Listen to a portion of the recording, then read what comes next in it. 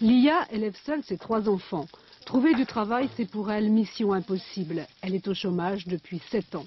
Quelques contrats à durée déterminée l'ont un peu sortie de chez elle. On lui a proposé un travail de manutentionnaire à l'aéroport. Elle a dû refuser pour les enfants à cause des horaires. En semaine, ils mangent à la cantine, ça revient moins cher. Si je trouve du travail comme ça, ils mangent déjà à la cantine, ils sont habitués. Même si je dois me présenter à une place, il ne faut pas que je cours pour rentrer les récupérer à 11h30. On est beaucoup plus tranquille. La famille vit avec environ 4 500 francs par mois. Les allocations familiales, l'indemnité chômage et l'aide au logement. Pas de pension alimentaire, mais le père des filles rembourse le crédit à la consommation qu'ils avaient pris ensemble pour s'installer. Lia fait le maximum pour ses enfants. Quand on a 3 enfants, si on va travailler et qu'il faut en plus payer quelqu'un pour les faire garder, ça revient énormément cher. C'est pas possible, avec 3 enfants, c'est pas possible. Donc c'est pas un choix pour vous de rester au foyer? Non, c'est pas un choix. C'est pas un choix parce qu'arrivé à un moment donné, bon, moralement, nous les femmes, je pense qu'on a besoin d'autre chose que de rester à la maison.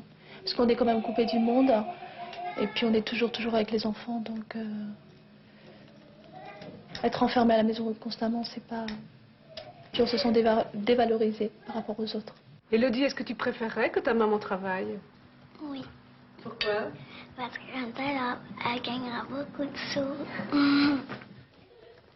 L'aîné Michael a 12 ans. Il est moins souvent à la maison. Le collège, le sport, les copains. Même s'il en est conscient, le chômage de sa mère ne le perturbe pas trop. Enfin, pour moi, ça change rien puisque je vais à l'école, je mange, je sais pas, j'ai des habits pour m'habiller. Pour moi, ça change rien, mais bon, pour elle, peut-être que si. Pour elle, ça changerait tout. Elle tente de passer des concours pour travailler, si possible, dans l'administration. C'est mieux pour les horaires. Alors elle révise français, maths, informatique. Un emploi, ce serait plus qu'un revenu. Mais c'est pas que financièrement, c'est moralement, c'est le contact avec les autres. Puis le monde du travail il évolue, puis nous on reste en arrière, et puis le jour où on veut... on est vraiment perdu, hein, c'est sûr. Sa vie tourne autour de ses enfants, exclusivement autour d'eux, mais depuis trop longtemps. Aujourd'hui, elle voudrait sortir de chez elle, mais l'avenir lui apparaît bien bouché.